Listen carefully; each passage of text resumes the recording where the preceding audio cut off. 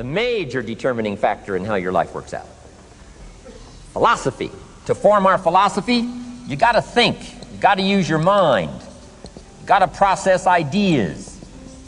And this whole process over a lifetime, starting way back here when we were children, schools that we've attended, our parents, our experiences, all this stuff that we've processed by the thinking process helps to develop our philosophy.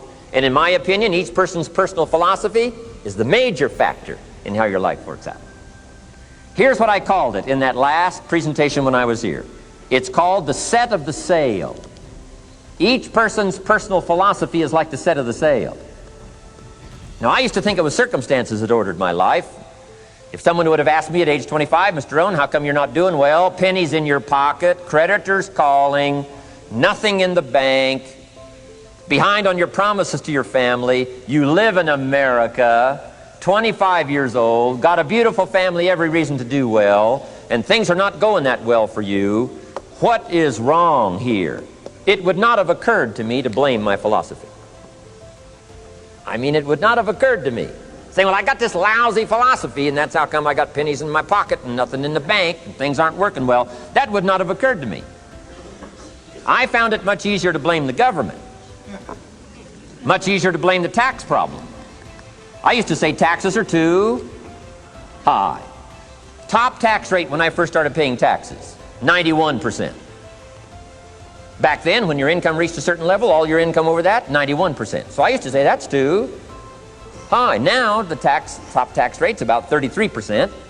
But people are still saying what? Taxes are too. See, but you can't use that anymore. If it's gone from 91 to 33, how could it be too high? Come on. I threw all that old excuse stuff away. Some people found it though, and they're using it these days. My old list. I used to blame the traffic, the weather, used to blame circumstances, right? People say I'm too tall, I'm too short, I'm too old, I was raised in obscurity, raised on a farm, parents of modest means, all the stuff. If you were to ask me, how come you find yourself here, Mr. Rohn, age 25, living in America, land of abundance and opportunity, pennies, zero in the bank, not doing well, creditors calling, it would not have occurred to me to blame my philosophy. I found it easier to blame the company policy. I used to say, if this is all they pay, how do they expect you to do well?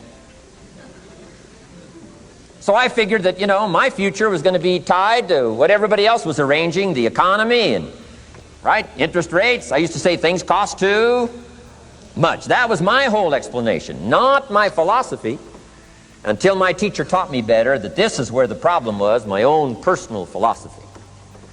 Here's what's exciting about each person's personal philosophy.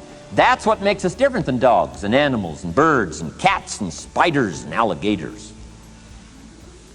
That's what makes us different than all other life forms. The ability to think, the ability to use your mind, the ability to process ideas, and not just operate by instinct.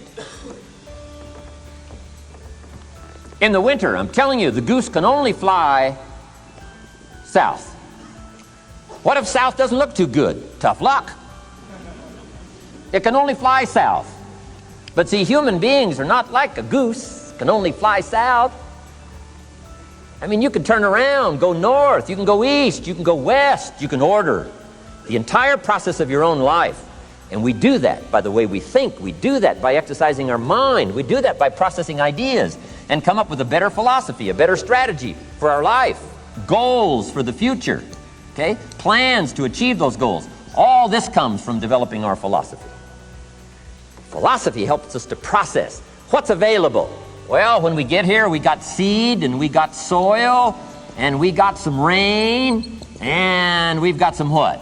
Sunshine, and we've got some seasons, and what? The miracle of life. Now, the key is, what do you do with all this stuff? How do you turn all this stuff that's available here into equity and promise and lifestyle and dreams and future possibilities? All of this that's possible now with human beings, how do you take all this stuff and turn it into this equities and values? Well, it starts with philosophy. What is the seed? What is the soil? What is the sunshine? What is the rain?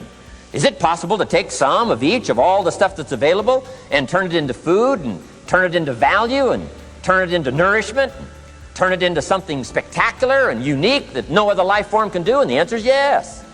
But you cannot deal with all this stuff and what to do with it unless you start refining your philosophy. Think, use your mind, come up with ideas, and strengthen your philosophy.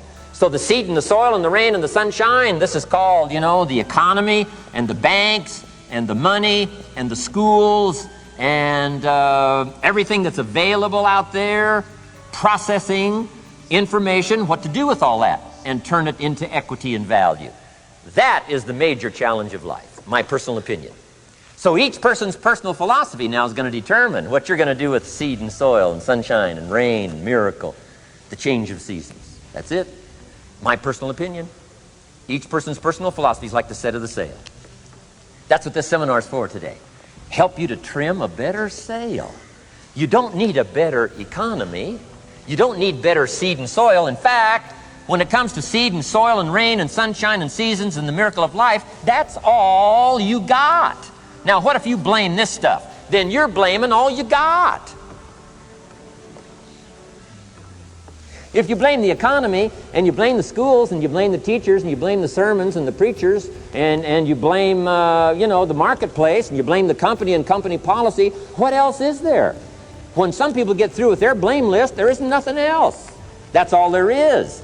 And if you blame the only thing you've got to work with, I'm telling you, it's called mistake colossal. In not understanding that that's all you've got to work with. And if this is all you've got to work with, then you don't change the seed, and you don't change the soil, and you don't change the rain, and you don't change the sunshine, you don't change the seasons. Right? Guy says, I'll take 3 springs, 4 summers, 9 falls, no winters. And no, you can't fool with this stuff. You got to take it like it comes. Then what do you change to make your life work well? You got to start with your philosophy. Guess what I had to do at age 25 in order to change my own future? I had to change my mind. I had to change my thinking. I had to change my philosophy. I was messed up on what was causing my problem. And once I got that straightened out, that all the stuff I blamed, the government and taxes and the marketplace and the economy and things cost too much, negative relatives, cynical neighbors, once I got rid of that and started going for where the real problem was, which was me, I'm telling you, my life exploded into change.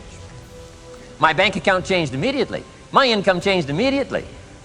My whole life took on a whole new look and color immediately. And the early results I got from making these philosophical changes tasted so good, I've never stopped the process from that day until this. And I'm telling you, with a little consideration of the refinement of your sail, by setting a better sail, refining your philosophy, your whole life can start to change from today on. You don't have to wait till tomorrow. You don't have to wait till next month. You don't have to wait till spring. You can start this whole process immediately. I recommend it. Now, some people do so little thinking, they don't even have their sail up. I mean, you can imagine where they're going to wind up at the end of this week, at the end of this month, at the end of this year. Now's the chance to change, process all this information. So number 1 is philosophy.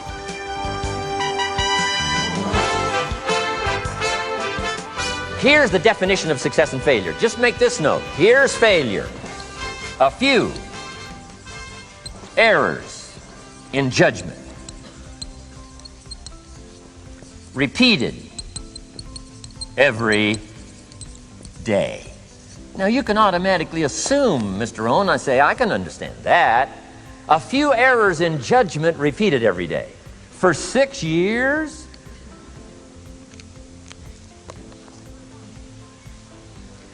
I'm with my father. I think I told this story the last time I was here. My father, 88 years old, he's never been ill, still hasn't retired. Not long ago, midnight, we're getting ready to go to bed. We've drilled a new well, got some extra water, got some more acres going. He's all excited. At midnight, we're getting ready to go to bed. My father's eating what he calls his midnight snack. A little bite to eat before you go to bed. Don't have to go to bed hungry. And I'm watching him eat this midnight snack. Guess what he had? An apple, a few graham crackers, and a glass of grapefruit juice. I said, no wonder my father's so healthy. My mom taught us all those good health practices. Taught me when I'm growing up, right? I'm an only child. I've never been ill. Passed the big 5-0 some time ago. My 2 daughters, 32, 33, never been ill. My grandkids, never been ill. I'm telling you, the legacy lingers on. As I watched my father have this midnight snack, suddenly occurred to me. I know that's part of it. An apple, what? A day. That's gotten to Dallas-Fort Worth, right? An apple. An apple a day keeps the doctor away. Good question for this intelligent audience. What if that's true? You say, well, Mr. Rohn, if that's true, that would be easy to do. Then what's the problem? It's easy not to do. It's easy not to adopt it as your own personal philosophy. Or the guy messed up the saying. Guy says a Hershey bar a day. Say, no. No. You've been watching too much television.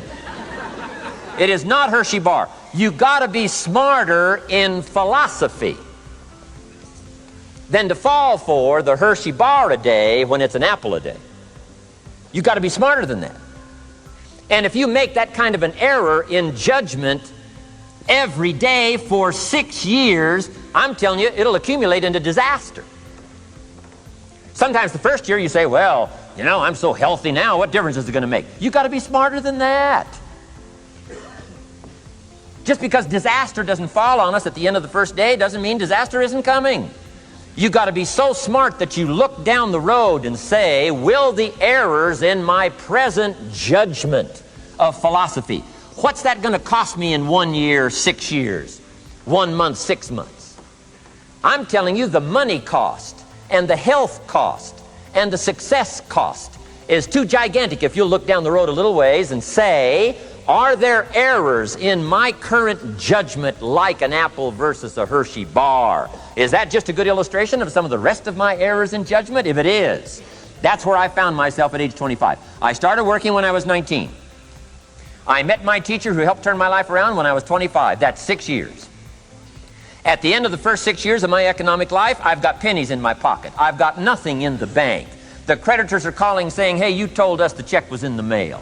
I'm embarrassed. I'm behind on my promises. I live in America. I'm 25-year-old American male. I got a nice family, every reason to do well. And I'm messed up. Now, what's messed up? I used to think it was the community that was messed up, and the country was messed up, and the government was messed up. If those Democrats ever get in the White House, that'll really mess things up. If the Republicans stay in power, that'll really mess things up. The economy was messed up. Interest rates are messed up. I thought all this stuff was messed up. Then I found out that's not what was messed up. I was criticizing the only thing I had to work with. What was really messed up was my own personal philosophy. My own errors in judgment in my own personal philosophy brought me in 6 years to pennies in my pocket, nothing in the bank, and trying to explain why I wasn't doing well, living in America, 25-year-old American male, got a family, every reason to do well. Now, once I understood this, here's the formula for failure: errors in judgment, being lax about developing your own personal philosophy. I'm telling you, it's called accumulated disaster. It doesn't matter whether it's your health or your bank account. Guy's got an empty bank account, probably has high cholesterol. Why? Over the last 6 years, he never paid attention to either one. And it doesn't matter whether it's a dollar, or whether it's your money, or whether it's your cholesterol count. All you got to do is commit the errors, and just because disaster doesn't fall on you at the end of the first day that you don't eat an apple. You say, well, I didn't eat an apple today, and tonight I'm not ill. Well, you got to be brighter than that. Someday you got to leave first grade. The reason we make those first grade desks so small so they won't fit at age 25. I mean, right? You don't belong here anymore. Come on. Now let me give you the secret to success. The formula for failure: a few errors in judgment repeated every day for 1 month starts the weakness, starts the disaster process. You can imagine what happens in 6 years. Now here's the formula for success: a few simple disciplines practiced every day. And you've started a whole new process called a whole new life. A few simple disciplines practiced every day. And if you decide today to go for the apple instead of the Hershey bar, I'm telling you, you have begun the process of turning your life around. And if you keep up that process, not only with your health habits, But with your money habits and with your communication habits, with your sales habits and management habits and every other habit that you've got, if you'll start that process, eliminate the errors and replace it with disciplines practiced, I'm telling you, you can start this process of life change immediately. After today, you don't ever have to be the same again. Only by choice. You don't have to walk out of here the same as you walked in today. Only by choice. You can start a whole new process. And you say, well, Mr. Rohn, is it that simple? Yes, it's that simple. Where else would you start but with an apple? You don't have to start with something staggering. What if you should be walking around the block for your good health and you don't? What'll that do in 6 years? I'm telling you, the word is disaster. You could and you should and you don't. Here's an even stronger word. You won't. I mean, don't might mean you're careless. Won't probably means you're stubborn.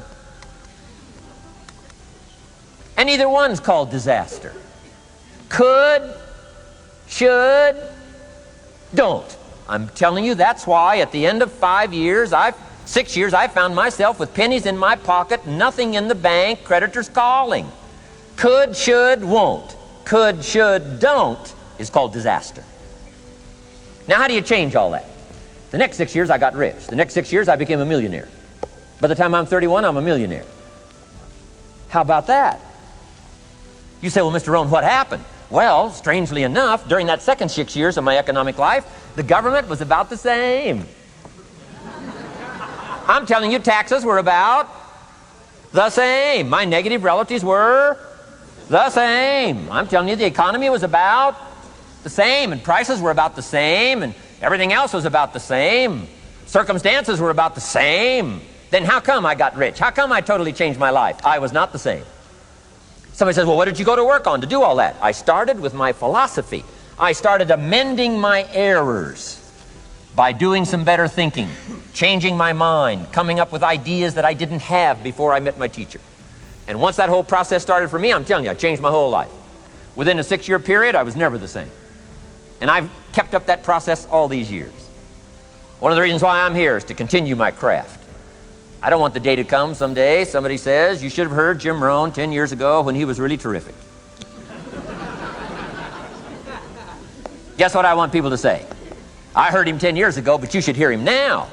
I'm telling you, the man works on his craft. I'm telling you, the man's done some extra reading. I'm telling you, the man doesn't miss a trick. I'm telling you, he's worked hard on himself.